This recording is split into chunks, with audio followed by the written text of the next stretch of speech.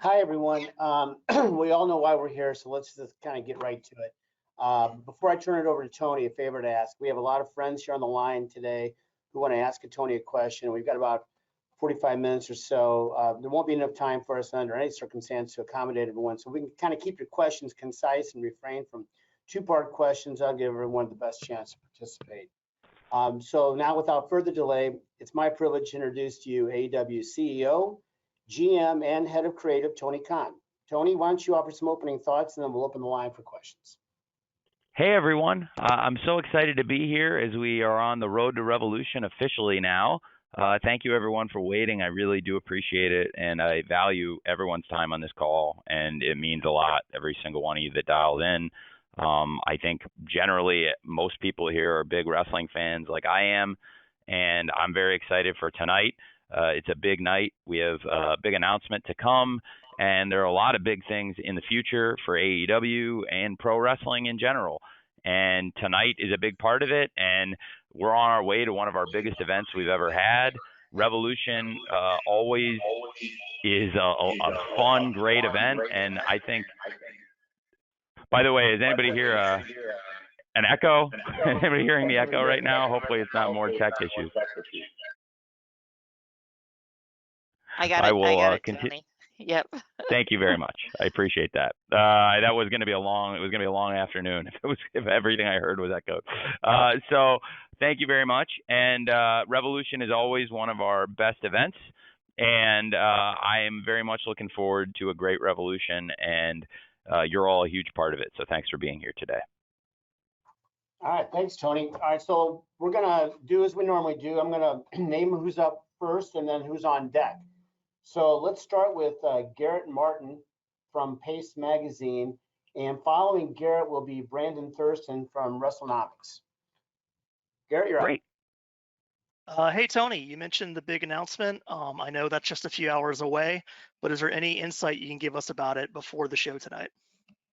I've kind of given hints. I probably don't want to say too much more before we go live on TBS tonight. I do think it's a major announcement. I think it will affect pro wrestling, and I think it's going to be awesome news for the fans and a lot of the wrestlers. And I'm really looking forward to it. And to be able to give that message to our fans on Dynamite tonight, it's a great pleasure, and it's exciting to have another reason for the fans to want to watch the show tonight, in addition to all the exciting things happening going into Revolution. So I'm sorry to lead off with not giving you probably what you wanted, but I do think we're not too far. Like you said, we're only hours away from the announcement, so I probably can't offer much more insight than I already have. Nice try, Garrett. Next up is Brandon Thurston from WrestleNomics, and on deck will be our friend Dave Meltzer from Wrestling Observer. Brandon? Hey, Brandon. Thanks for your time today. What's up, man? Thank you, Brandon. Yeah, great to talk with you. So the Nielsen TV ratings data that I've seen shows that while AEW's African American audience is pretty much on par with that of TV generally, that percentage of the audience is considerably lower than, say, WWE's African American audience. So I was wondering, is that something you feel you can change? And if so, what has AEW been doing lately to address that? That is a tremendous question, and I really appreciate it. Thank you, Brandon. I have noticed that. I study the patterns very closely, and it's something I'm cognizant of, and an audience that we really do want to grow, and it's very important to us. Not just growing that audience. I think diversity is very important to the company for a number of reasons, but absolutely expanding our viewership. We think that is something that will help us, and that's why you see so much great diverse talent on the show, and there's been better representation, I think, than ever before. Diversity among the champions and new stars coming in. So I think when you look at who's been coming into the company and the profile of free agents we continue to sign, and the huge push that Jade Cargill is getting, and a lot of the stars who have been getting pushed up the card and getting put in big spots, I think that is consistent with trying to grow that audience. Okay, thanks, Brandon. Dave Meltzer from Wrestling Observer is next, and I'm going to follow that with a write-in from Jonathan Hood from ESPN Radio in Chicago. Dave.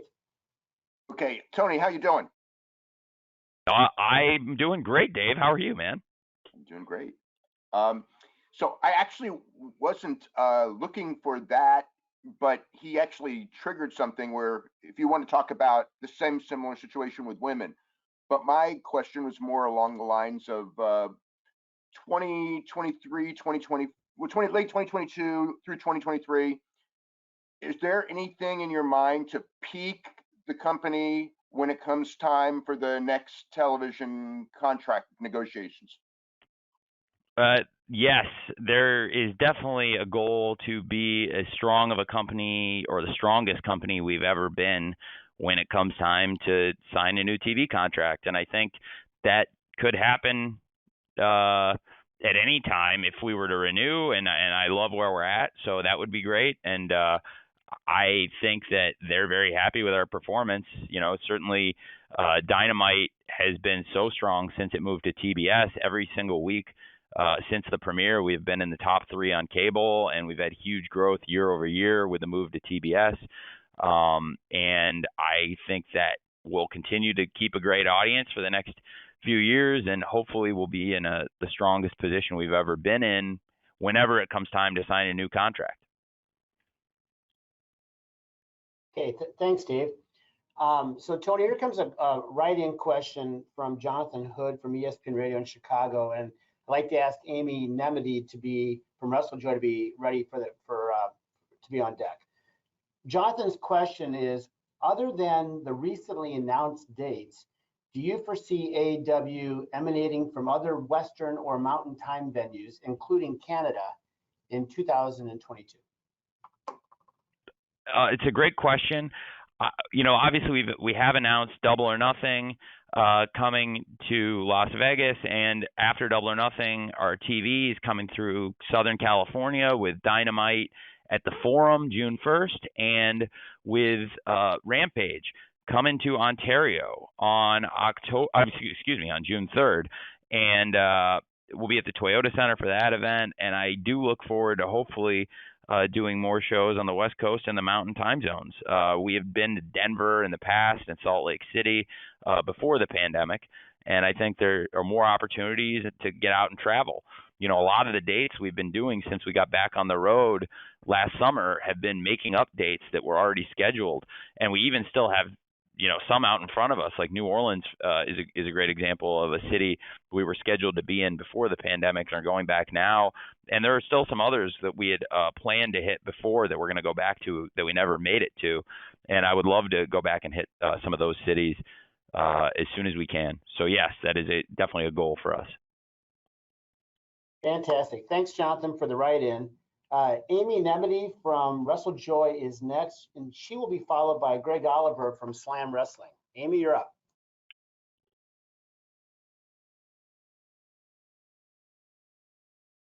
Hi, Tony. Thank you so much for taking the time today. So AEW Revolution has an incredibly stacked card. By and large, people have been saying this is perhaps one of the best cards that you've been putting out. With Revolution, where we have CM Punk, MJF, Hangman, Adam Cole, Britt Baker, Thunder Rosa, etc., is Revolution going to be a show that we can look to sort of set the tone heading into the year for AEW? Absolutely, yes. I do think it will be. That's a great question, Amy, and I do really look forward to Revolution. I think exactly like you said, setting the tone for a great year. Ever since we started with the first Revolution in Chicago at the Wintrust Arena, February 29th, 2020, that was one of the strongest cards we'd ever had. I think it delivered and was one of the best shows we've ever done. And now people have come to expect great matches from Revolution. And I think absolutely this could set the tone for a great 2022. And it's awesome to be, you know, back on the road in Orlando, in a city where there are so many great hardcore wrestling fans, and also a great travel city where people can come, and there's a lot to do, a lot with AEW, obviously. We got dark taping tomorrow, and the Rampage live show on Friday, which is going to be a great card, and I've got more to announce for it that people don't know about yet. And also the Fan Fest on Saturday, all leading to Revolution. And the card itself, like you said, is one of the strongest ones we've ever had, which is consistent with the Revolution brand. And our pay-per-views in general, that we try to put the strongest cards possible. And I think that's why we have such a great loyal pay-per-view audience. So yes, I do expect Revolution can set the tone for 2022 with a great show. Thanks, Amy. Indeed. Thank you, Amy. Greg Oliver from Slam Wrestling is next, and that will be followed by a write-in from Rachel Gagliardi from Don Trelacorde. Greg? Hey, Tony. It's great to be talking today. How are you? Great. Thanks for talking to me. Great. I was going to ask you, we've seen the AEW roster grow in leaps and bounds in the last couple of years. And unfortunately, on the other side of things, you can't have everybody in the wrestling industry. So some people have to go. I wanted to know, how is it managing such a huge roster? And also, if you could comment on, he was there since the very beginning. He was integral in the formation of the company. What's your comment on unfortunately, Cody Rhodes leaving AEW? Well, it is challenging to manage such a huge roster, and it's a good challenge because I think we have the best roster in professional wrestling right now, and there are so many great stars on it, and I'm always excited when we can strengthen it and bring new people in, and I am very, very pleased that we've had such a great partnership with TNT and TBS that we had 2 hours of Dynamite, and that has been even stronger since it went to TBS, and that they gave us another show with Rampage on TNT, and it gave us more opportunities to showcase talent, and that has also gone very well. And we've consistently been one of the strongest shows in our time slot, sometimes the strongest show in our time slot. And it bodes really well for us, and I think could mean more opportunities in the future for the roster we have. And in the meantime, there's so many great talents to develop, and constantly looking within for people ready to step up. And then you asked about Cody. It was very sad to see Cody and Brandy leave AEW, and I've gotten asked about it a number of times, and I haven't said much, but what I do have to say is positive, and I really appreciate both of them and what they did for us as we got started, and through the growth of the company, and wishing them the best. Thanks, Greg. Okay, now we're going to do a write-in here from Rachel Gagliardi from Donna Trelacorde. Rachel asks, we finally have Dr. Britt Baker against Thunder Rosa for the AEW Women's World Championship, a clash between two amazing performers. And I was wondering what we must expect from this match, and especially from the future of the women's division after what we could already call match of the year. Well, I think you can expect a great match from them. It's been a great rivalry, and I expect that the two names will be closely associated together. Certainly in recent wrestling history, they had the PWI Match of the Year, and many people have called it the Match of the Year. I was on Busted Open Radio earlier. Dave LaGreca said it was his favorite match of the year, too. And a lot of the fans have come up and mentioned it as one of their favorites. So the Lights Out match they had was a classic. I think this is another chapter in a great rivalry, and I'm really excited to see now, finally for the championship, Dr. Britt Baker defending the title against Thunder Rosa. It's a huge match, and it means a lot. And when you look at the history between the two, it means that much more. Thanks, Rachel. And as I was practicing how to pronounce Donna Trelacorde, I forgot to ask Mike Johnson to be ready from PW Insider. So Mike, you're going to be next, and following Mike will be Chris Mueller from Bleacher Report. Mike, you good to go? I am good to go. How are you guys doing? Great, Mike. How are you, sir? I'm good. So our good friend Greg Oliver in Canada took my two questions. So I will ask this one, which we always get, especially from younger readers, including my son.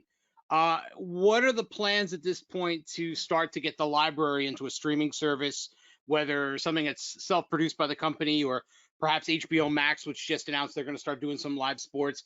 We constantly hear from younger, and when I say younger, I mean 20s to early 30s readers who don't want to be trapped into watching something on a DVR and just want to stream something on their phone. Is there any inroads made or any update on AEW having past content or current content streaming where they can find it on devices or a streaming service? Well, that's a great question. Thanks, Mike. I get asked that a lot myself too. I've been asked it several times today and in the past week. It's absolutely something that we're looking to do. I can't say much more about it right now, but absolutely we work with one of the greatest tech companies and one of the greatest content companies in the world, with Warner Media, and they're constantly growing their library and their offerings, and there would be, I think, great opportunities working together on that potentially. And I think it would be very good for the fans and absolutely for the younger fan base, especially. Streaming is more so a part of their life and how they interact with content, and so it makes a lot of sense. Thanks, Mike. Next up will be Chris Mueller from Bleacher Report, and I'm going to follow Chris with a write-in from Randy Zelia from Back Sports Page. Chris? Great. All right. Hey, Tony. So we've seen a couple times recently, I believe mostly on Dark, we've had a couple of superstars come out to their songs from the recent AEW Who We Are album. I was curious if there's been any thought on your part of making some of those the permanent entrance music for anybody, or if maybe we might see it used for special occasions like the upcoming Revolution show. I'm leaving that to some extent up to the wrestlers themselves, especially because I think those are great tracks and they're examples where I think they're great songs to tell the stories of the wrestlers, but then there's other examples where they're great entrances. Some people have wanted to use them as their entrance and other people have not. So I'm taking it on a case-by-case basis. So that's why it's a really good question, Doc. For example, we were at the Dark tapings and we experimented with Will Hobbs, which is using his song off the album, which is a great song. And he came out and he said, I really liked it, but in the future, I think I'd like to use my original song, the Powerhouse Hobbs song. And he felt like he gets a big pop and he's established it. So he loves the song off the track, but he also would probably for the arenas and the matches use his original song. And then there are other people who really would like to use it, I think, as their entrance theme going forward. And we're going to literally, as we were about to get started here, I heard from Scorpio Sky that he was interested in using his as his entrance and experimenting with that. And so we're going to do that. And there are a number of other wrestlers who have tracks on there, and I'm open to using them. So it's on a case-by-case basis, I think. And one of the most important things is that the wrestlers themselves feel good about what they're walking out to. In general, I've never asked anybody to walk out to a song they don't feel good about. I don't think it makes any sense, and it's not sustainable. So I hope that makes sense and kind of answers what you're looking for, Doc. Thanks, Chris. Coming up next here, I'm going to read a write-in question from Randy Zelia from Back Sports Page. Following this write-in question will be Stephanie McGee from Digital Spy. Tony, Randy asks, how difficult is it to manage this roster, knowing you only have a set amount of hours each week? It's a great question. I kind of touched on it earlier. That's why getting Rampage was so huge for this company, because as we were expanding and signing more great talent than we've ever had, it came at a perfect time for AEW Rampage. And now we built a really good audience on Friday nights where we're consistently number one, number two, one of the top shows in that time slot, 10 p.m. Friday nights Eastern time. And that helped tremendously. And I think we get more wrestlers on TV, and it's helped us feature a lot of the stars we have and also develop young wrestlers. So it is always challenging, and I think it was challenging when it was 2 hours, and now we have more great wrestlers and 3 hours, and it's still a challenge, but it's a great thing. And the strength of the roster is good. Believe me, you'd much rather have a very strong roster with a lot of depth and challenges trying to utilize people than be very thin. During the pandemic, especially at the beginning, I was working with a very thin crew and did the best I could to make the most of what everyone contributed. And those people did a lot for us and they did great. And, you know, I'm very grateful to have a very deep crew now. Thanks, Randy. Okay, Stephanie McGee from Digital Spy is next. Stephanie will be followed by Connor Casey from Comic Book. Stephanie, you're up. Hey, Tony. It's Stephanie Chase. How are you? I'm well. Thanks for joining us today, Steph. I wanted to ask, as you were saying earlier, like it's another stacked card, and this is something I know I've asked you before previous pay-per-view, but can you talk a little bit about putting together the match order for this one? And we know we've got the world title match, Adam Cole and Adam Page, but also like something as big as the Punk MJF dog collar match, how you've kind of worked out where something like that should be placed. Well, it's a great question. It's always challenging putting the card order together. I think this show with so many great matches is probably the most challenging ever, but it's going to come together and it's going to be a great wrestling pay-per-view. Bell to bell, the thing's going to be stacked start to finish, and it's as much awesome action as you can get in 4 hours, and I think everyone hopefully will get their money's worth, and I expect it to be a great show, and the match order is definitely something to put a lot of thought into that I always think a lot about. And for this show in particular, it's going to be challenging because we have so many great matches on the card, but it's, again, same as what I was saying about depth earlier. That's good. You want to have a really strong card where you need to think about the order. And so that's one of the reasons I'm so excited for this show. I think it's as deep and strong of a wrestling card as we've ever put together. Thanks, Stephanie. Following Connor Casey, I'm going to take another write-in question. So Connor, you're up next, and then I'll have a write-in to follow. Connor? Hey, Tony, appreciate you taking the time. You guys announced that Double or Nothing will be taking place at Las Vegas's T-Mobile Arena rather than the MGM Garden Arena like you did previously. Is this a sign that you guys are targeting bigger venues for your pay-per-views going forward?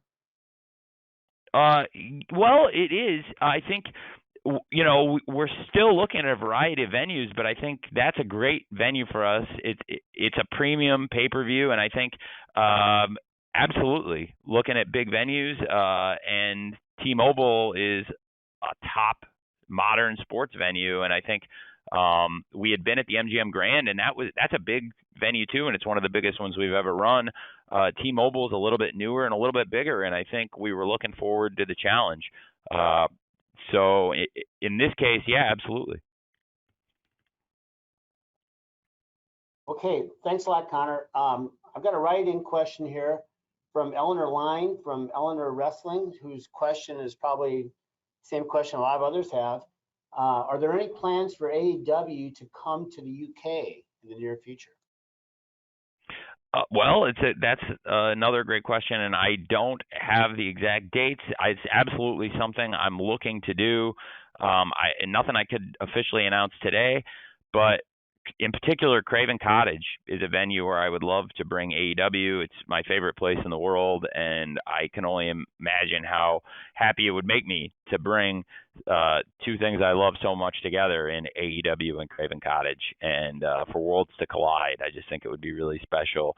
Jim, you know, I'm not trying to draw you into this and knock you off your moderator duties, but you know, I know you love the Cottage too, and it's just such a special place in the heart of the Fulham family, and I just think it would be really cool, and I would love to bring the Fulham family and the AEW people together. I think it would be neat. But I would also love to travel throughout the UK, and I have traveled extensively in England and the UK. I've driven pretty much all over the country of England, going to away matches and business meetings as the general manager and director of Fulham football.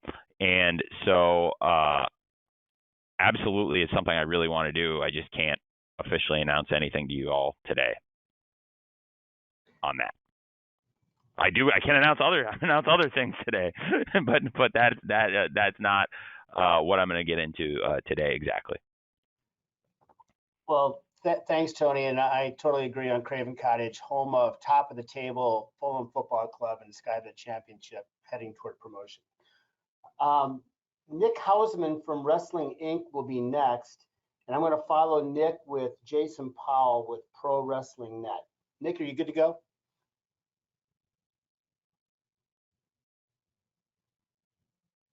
Hey, can you hear me now? We can. Hello? Okay, wonderful. Hi, Tony. Hey, what's up, Nick? Not much, Tony. This call's what's going on right now. So I wanted to ask you about Jeff Hardy. He got caught on camera saying he was going to be heading to AEW. There's been a lot of teases, it would seem, about Jeff coming to AEW. Should fans consider it a foregone conclusion that Jeff is AEW bound? I don't think anybody should consider it a foregone conclusion. I do really like Jeff a lot. I think Jeff is still obligated to another company here for at least several more days. But at some point, when Jeff is free and clear, I would love to have Jeff in AEW. Jeff is a friend of mine. I really like him very much, and I think the world of him. I have a lot of respect for him as a wrestler, and he's also a very nice person. And I think he would fit in very well in AEW, and we would love to have him potentially. Thanks, Nick. Jason Powell from Pro Wrestling Net is next. I'm going to follow Jason with Carol Montez from Caro Taro. Hey, Tony, how are you? Well, how are you? Doing great. When it comes to the Cody Rhodes situation, it's been reported that you had a renewal option in the Young Bucks contract that you opted to execute. Did Cody have a similar option in his deal? And if so, why didn't you use that option to keep him in the fold? It's a great question. There have been a lot of great questions today. I know I say that a lot, but I honestly mean it. If I didn't think it wasn't a good one, I wouldn't say it. That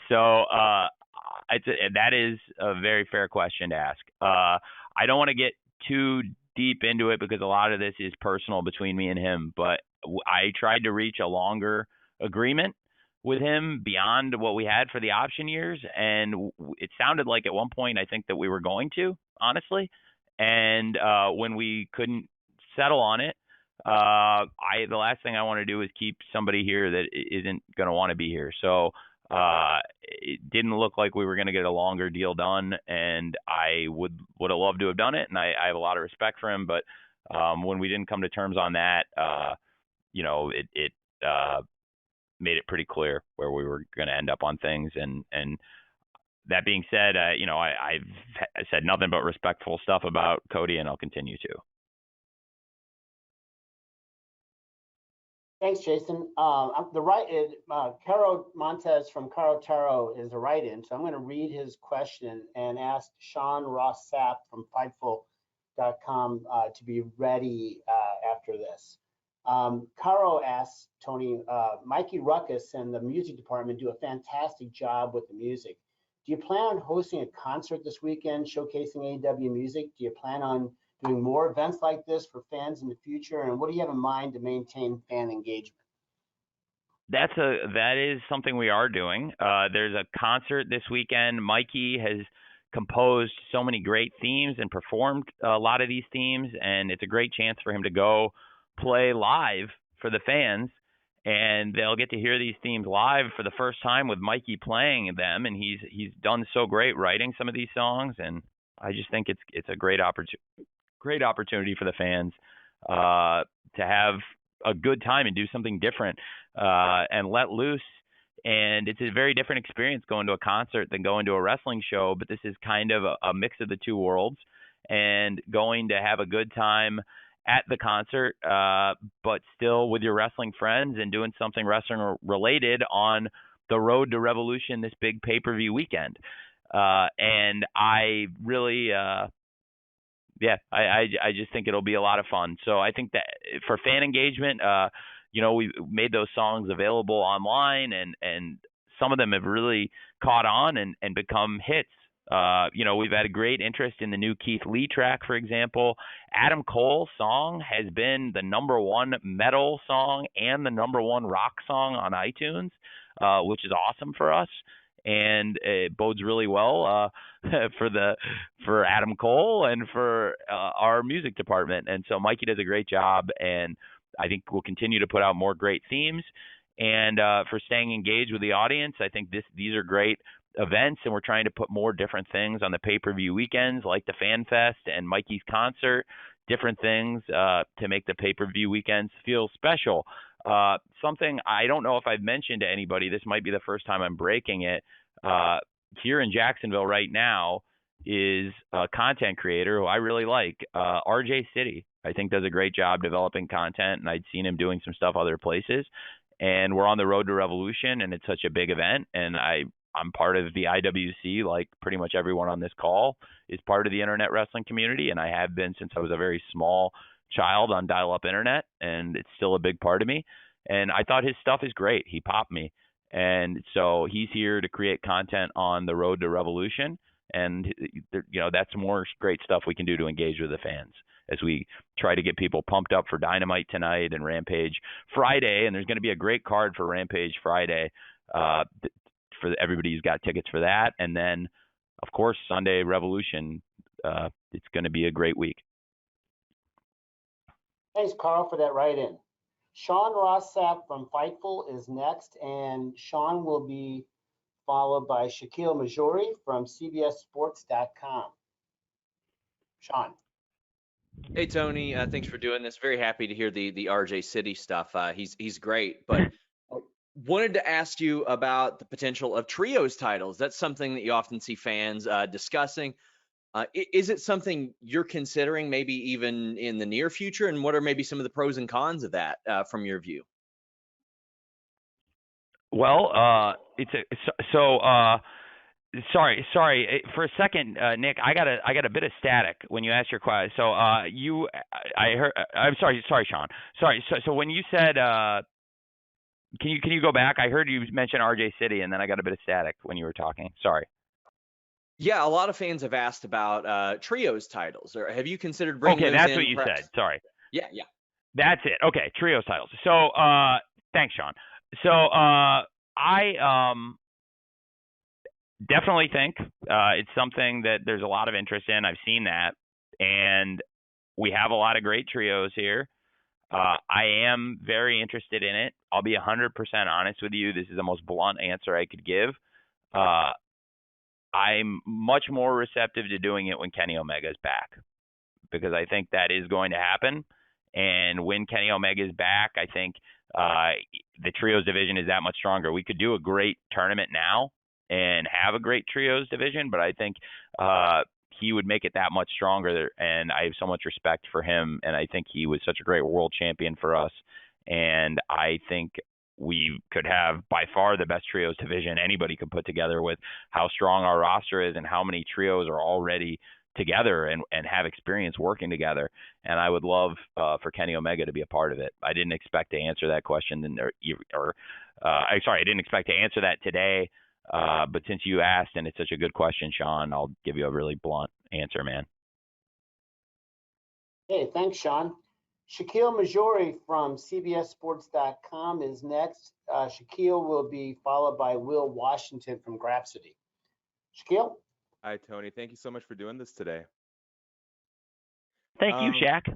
Yeah, man. Good to hear from you. So very quickly, just MJF delivered, a promo for the ages on last week's Dynamite. Can you tell me a little bit about the trust that goes into trusting talent to tackle that sort of subject matter with such honesty but such poise? And then I think generally there's a belief that MJF is a once in a lifetime talent, but how much did that promo sort of reinforce that belief on your end?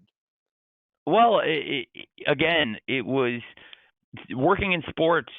You work with extraordinary people, and MJF is one of the most extraordinary people. He has a talent, and he has a number of talents. He's a very well-rounded pro wrestler, which means he's got a lot of different talents that it takes to be a well-rounded pro wrestler, because you need a number of skills to be that, and he has them all.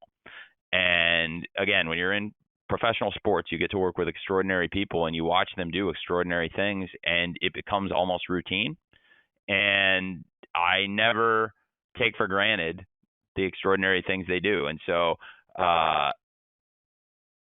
I never want to let it be routine or take it for granted when MJF goes out and does something outstanding. I've heard him give some of the best promos in modern wrestling, and what he went out and said, it was very moving, and it moved a lot of people, and it spoke to a lot of people, and it was not the person they expected to hear it from, which I think made it that much more impactful of a statement. And I thought it was phenomenal what he said and what he did out there, and I don't think that's at all inconsistent with who MJF is and what he's capable of. He's a phenomenal person who does extraordinary things. Thanks, Shaq. Next up is Will Washington from Grapsity. Will be followed by John Alba from Ad Free Shows. Will. Hey, Tony, how's it going? Hey, good, Will. How are you? I'm doing very good. And I'm also really looking forward to Revolution. I think the card looks amazing. I'm actually really looking forward to all 9 matches and being in attendance for them. But one of the most anticipated matches on the card is the showdown for the women's world title between Thunder Rosa and the champion Dr. Britt Baker, DMD. The last time these two faced off was at last year's St. Patrick's Day Slam, and it was historic for a few reasons, one of them being the first ever women's main event for AEW. And being that the stakes are raised this time around and the profile of both stars, and Britt's talked about it a lot as a goal of one of hers, is there any chance that this main event's Revolution? And if not, do you see it happening at any of the upcoming pay-per-view events in the near future? I definitely think it's some of our major events. Britt has main evented some of the biggest events in the history of the company already. Britt was a main eventer against Ruby Soho at the Grand Slam, which was the biggest event we've ever had in terms of fan attendance and mainstream attention. Britt was the main event of the first St. Patrick's Day Slam against Thunder Rosa. They were the main event, like you said, in that historic show, and that was the first ever Dynamite women's main event. And then the first ever Rampage episode, Britt versus Red Velvet in Pittsburgh, was the main event of our first show we ever had, and that was a world championship match also. So she has main evented so many of these huge shows, and time again she's delivered. So I have worked on the card order, and right now that is one of the key pivotal matches in the card. It is not what I have going on last, but it is one of the biggest matches we've had, and many of the best matches in AEW history were on pay-per-views and not necessarily the very last match, although a lot of those last matches have been great too. So it's definitely something I am open to, and obviously having had Britt and Thunder Rosa in the first St. Patrick's Day Slam main event. Again, just to reiterate, having had Britt and Red Velvet in the first ever Rampage main event period, and having had Britt versus Ruby Soho in the first ever Grand Slam main event, and then also Britt versus Riho in the first ever Battle of the Belts main event. So a lot of these signature cards, we've seen Britt defending the title, and now this is the toughest test I think she's faced as the champion or as a pro wrestler. It's a huge match. There are a lot of main events on this card. Anything really, I think, on this show almost could main event it. In this case, as Hangman has worked a really long time, and that has been a story that the fans have followed for a long time. And now Adam Cole is a top contender. I believe Hangman's match quality, bar none. I would have no exceptions to this since he won the title. Nobody has had better matches. The 2 matches he's had with Bryan Danielson and the Texas Death Match with Lance Archer have probably been 3 of the best matches we've had in the company since he won the title, if not the single 3 best matches in the company since he won the title. So I am going to give him that spot and Adam Cole that spot and ask them to go out and have a great match as best they can. And I have not talked on this call as much about Adam Cole, but I could talk to him, could talk about him at length. Excuse me. I saw he told fans in an interview, gave an on-record quote that when I went to sign him, I was on the phone with him for 4 hours and 15 minutes or more than that even. and that is absolutely true. And I really believe in Adam Cole. I think I mentioned his song and how popular it is briefly, but the wrestler is also a huge part of AEW. So that is what I have planned as the final match, and I'm really excited for it. And I'm also very excited for Dr. Britt Baker and Thunder Rosa. I think all the matches are going to be great. I'm being probably very forthcoming in that answer, but I wanted to give you an honest answer now about what I'm thinking on the card order, and I think that there are also a number of other huge matches that night. Obviously, Britt versus Thunder Rosa is one of the real selling matches on this card, that world title match, but also the dog collar match with Punk versus MJF, Moxley versus Danielson, Kingston versus Jericho, and so many others, in addition to all the great championship matches and matches with championship implications. So it is probably the most challenging card to put an order on that I've ever had. But in this case, I am planning for Hangman versus Cole to go out there last. Thanks, Will. Tony, you got a few more minutes for a few more questions? Or we running Love it. Yeah, please. I would love to. Yeah. Okay, just want to make sure you're good with your time. So John Alba with ad-free shows is next. Then I'm going to do a write-in from Clara Stanley from One Stop Wrestling. John. Tony, thank you as always for taking the time. Hope your day is treating you well. Looking forward to being at Dynamite tonight and at Revolution this weekend. A name that I wanted to ask you about is the former Cesaro, who we just found out recently is a free agent. AEW can obviously only add so many guys, but the sentiment among a lot of people in that IWC that you mentioned before is that that's a guy that could probably contribute in a multitude of ways, not just in the ring. Is he somebody that you've looked at in terms of bringing in potentially? I do like him a lot. And I have to say, I've met him many years ago, and he's a real gentleman, Claudio. I have a ton of respect for him as a pro wrestler. I think he's a great athlete. He's a phenomenal athlete. Let's be honest. His strength is, tip top. He's very few peers in the power department, and also mentally, he puts great matches together. He's got great psychology and just a great guy. So yeah, I mean, that's always something I would be open to. Thanks, John. Here's a write-in question from Claire Stanley, and following Claire, I'd like to call on Izzy from the Hot Tag. So Izzy, be ready. Claire Stanley asks, do you have any information that you can give us about the AEW video game?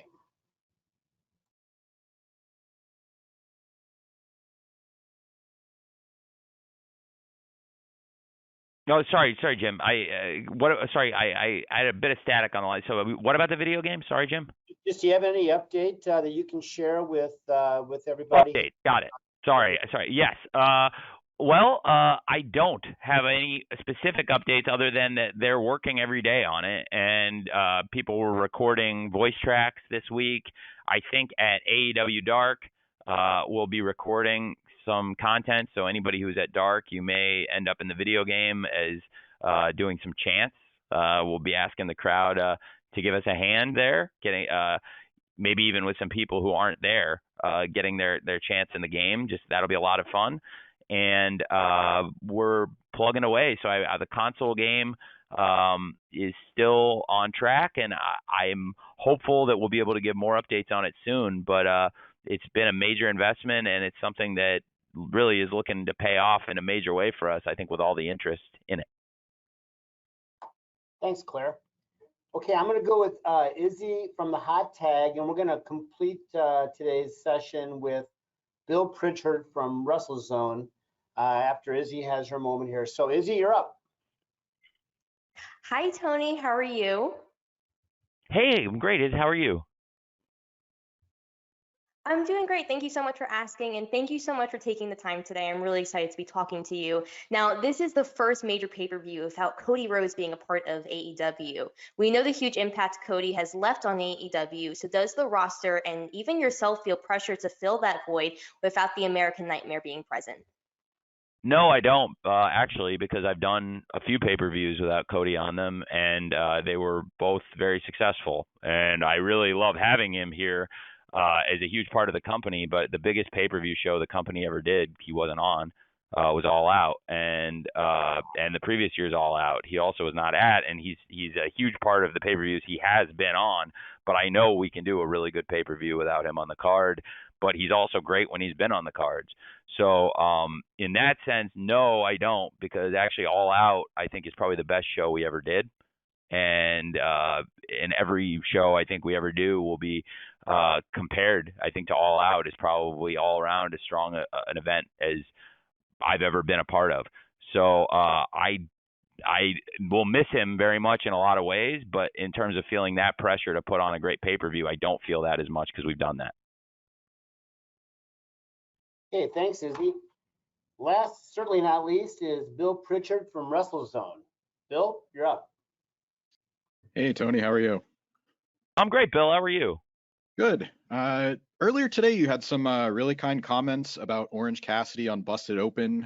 You used the phrase net positive despite somewhat of a mixed reaction from some groups. And I just wanted to know, another example of maybe somebody in that category is like a Danhausen. And I just wanted to know if there's a huge difference between those two guys, Bill. There's a huge difference between those two guys. They're both very, very engaging people. But when you compare the two people, they both have huge social engagement. There's similarities. There are definitely similarities. But in the ring, if you watch them enough and the work of the two people, I think they're very different wrestlers, if that makes sense. Yeah, I think that's fair. And, I'm a fan of both myself. But what I was going to ask is there a way that you can see using the net positive as sort of a metric going forward for talent in the future, whether it's, somebody like one of those guys or just on a broader scale, just using that just to try to evaluate potential free agent signings? Yeah, man, for sure. I think in general, that's how you look at it, is what they're going to add to the company. I think, almost any wrestler of any repute and experience is going to have some fans, hopefully, and they bring them with them. And you're looking for somebody that's going to bring a lot of fans, and there may be some people that have detractors, and that is not always a bad thing. And I think so in that sense, they are very similar. The reason I jump on that is because like the point I made earlier today, in that interview, is when you talk about like in-ring ability and what the guys do, I think they're very different wrestlers, Orange Cassidy and Danhausen, and the way they approach the matches. They both have a lot of fans, a lot of kids that love both of them, a lot of young audience that responds really positively to them. And I think that's why there is some appeal. That's why I think they're good together. But I also think that, there's just a lot of differences. And so that's why I think that it's a good fit, because they complement each other very well. And Orange Cassidy, no matter what anybody thinks of him, has had a lot of matches that have done really big TV ratings, and has delivered in big match after big match after big match. And Danhausen is somebody who's got a huge audience already. Before he came to AEW, a lot of people really like him. And so comparing the two of them, I think, is apples and oranges. But if you're asking, which you are asking,